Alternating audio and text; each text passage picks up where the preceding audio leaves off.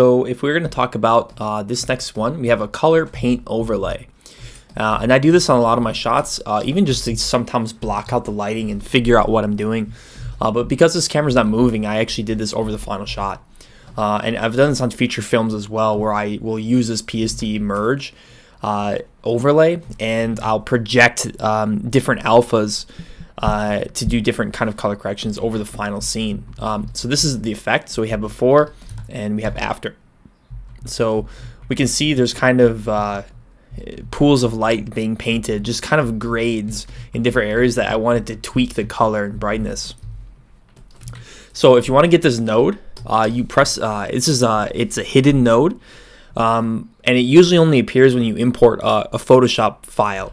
But what it allows you to do is have some of these operations that are only available in Photoshop. So if you press X on your keyboard and type in PSD merge with this exact capital letters, so PSD and the M are all capital, and then the rest of the letters are lowercase, and it will give you that node.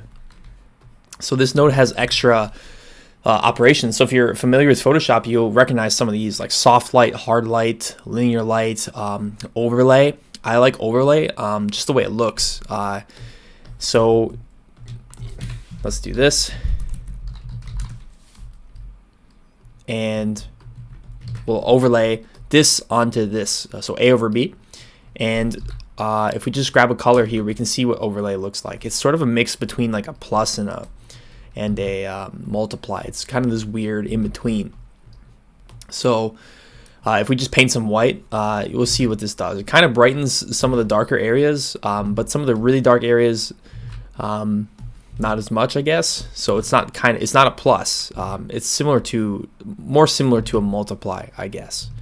But a multiply, if we just had white, it wouldn't actually brighten the picture. So it's a bit different. But basically what I use it for is I'll just like grab some color, like kind of this teal. I'll go in here and I'll set this to 0.1, my opacity. And it's a really good way of painting multiple colors in and getting kind of just sort of color variation in your shot. So I can go in here and just paint a little bit of teal in this area, or I could go with this orange color and sort of boost our sort of area over here, and it just sort of absorbs the color in a different way. That's kind of interesting. So if I brighten it, set the value past 1, we could even kind of brighten areas using this. And you'll see it's just a really great way to adjust your colors in what looks like a natural way.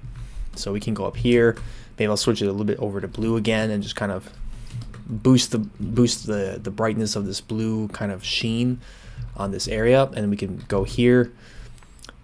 Maybe this yellow isn't enough bounce light, so we would just go in here and we could just boost it a little bit with the overlay and just make it feel like there's a little bit more bounce light sort of happening around there. So that's kind of how I use the overlay, and that's a really awesome node and technique to add interest to your shots and color. So maybe this area is just a little bit dark. We could boost a little bit of blue just in the darkness there. We're gonna enable this, make sure it's on.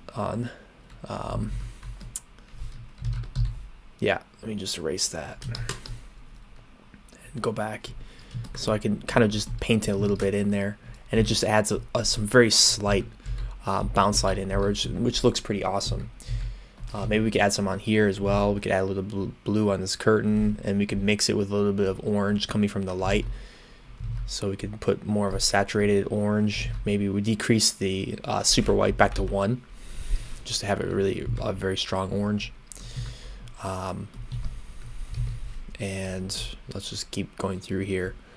So maybe I switch to that orange again, go around that area. You can play around. And that's going a little bit too green. So again, you can just go completely back to 0 saturation, so no color, just white, and it's just good for boosting different areas if you want. So maybe we just go here, boost a couple little areas on this sign area, and just work our way through like that. So we could add some blue maybe into the shadows here. So we can go here, just add a little bit of blue, maybe some more teal kind of blue. And even up here, maybe on the sign, we want to make it a little bit blue and maybe brighter. So we put the past 1 again, so set it to like 3, and just kind of add some very slight variation. And you can obviously go in with a small brush too if you want to ping out some things in a different way that kind of looks like nighttime almost, in doing it this way. So we could kind of brighten up this vent up in the corner there just to make something kind of hidden.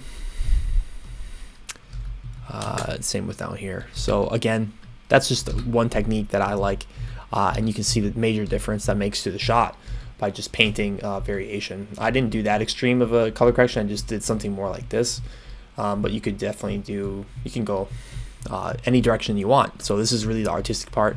As long as your pools of light sort of make sense and the colors make sense. You see, like this one I just did, maybe I pushed this a little bit too purple, because then it feels like everything is kind of this teal green, and then you have like a random spot of purple, which makes our shot feel rainbow and oversaturated. So I would be careful about that and making that more in the teals. Otherwise you're going to get sort of too multicolored. So that's PSD merge.